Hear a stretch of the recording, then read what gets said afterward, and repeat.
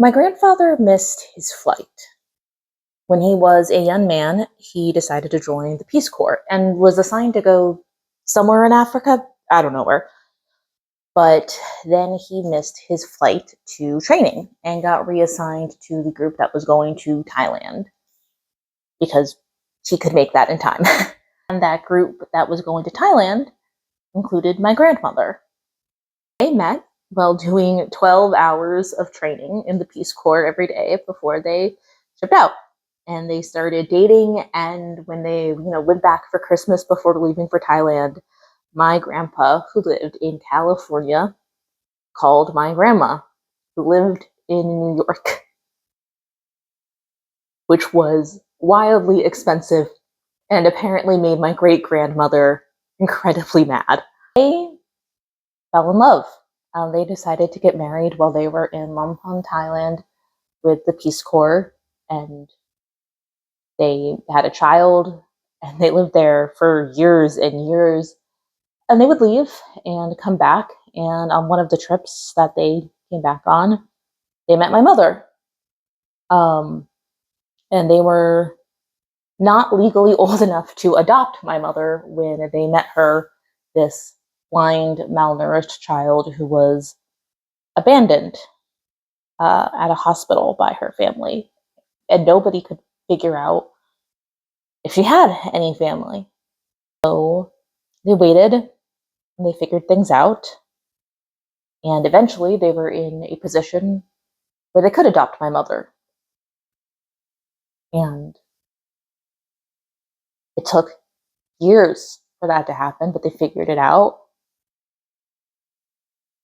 And they built this family, a family that would live in Thailand and Papua New Guinea and Indonesia, Hawaii, California, New York, and DC, a family that would eventually include me.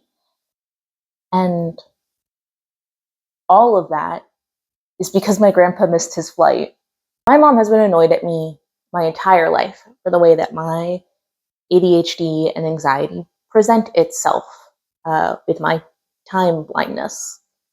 I try really hard to be on time to things. I try really hard to be considerate of the time that other people are willing to give me. And as an adult with this disability, I built a lot of systems. I have a lot of systems now to help me be on time,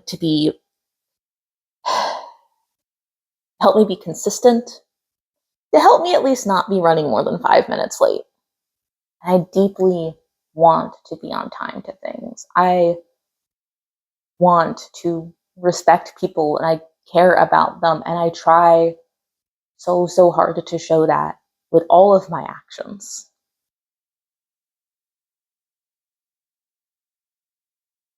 And even though I do that, and even though I try really hard, I know I still fall short. I know I still overcommit and take on too many responsibilities, and that a lot of the time I'm lucky if I'm the person that suffers from that decision. I always feel really bad when I'm late to things, when I let people down, when I try my best and still come up short. I don't like being a disappointment to people. And I know that even if they don't see me as a disappointment, that I'm still disappointing them when I can't meet a deadline, or can't make it to coffee on time, or can't figure out how long it takes to get to the airport. But there's also a really real part of me that lets me be late to things. I've been in DC for events the past couple of days, and I was late to almost all of them.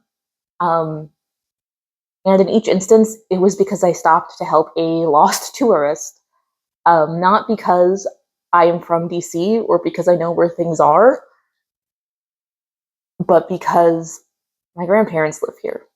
I've visited before. I know how the metro system works, and I also am patient enough to struggle with people who don't speak English as their first language, to try and help them and get them to where they need to go. Because I am someone who stops when I see people who need help. And I know sometimes that means I disappoint other people. I know sometimes that means that I'm late. But I refuse to not help the people in front of me.